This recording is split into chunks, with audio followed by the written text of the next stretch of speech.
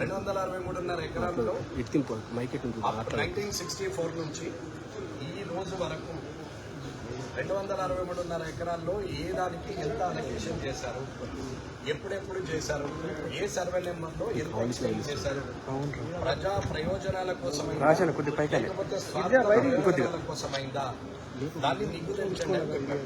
కాబట్టి ఇవాళ ఉన్న కామారెడ్డి ఎడ్యుకేషన్ సొసైటీ భూములు కామారెడ్డిలో మెడికల్ కాలేజ్ కానీ, కామారెడ్డిలో ఇండస్ట్రియల్ ఏరియా కానీ, ఎఫ్సిఐ కానీ, ఇలా నంబర్ ఆఫ్ ఇన్స్టిట్యూషన్స్ అక్కడ వచ్చినాయి.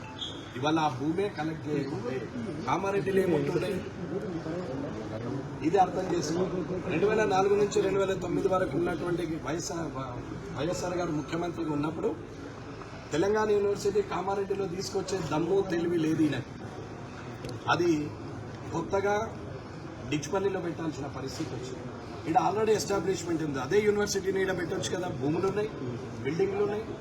మరి ఇక్కడ పెడితే తక్కువ ఖర్చులో ప్రభుత్వంకు ఖర్చు తక్కువ, ప్రజల మీద భారం పడకుండా ఉంటుంది కదా. కానీ అది చేయలేదు. ఎందుకు?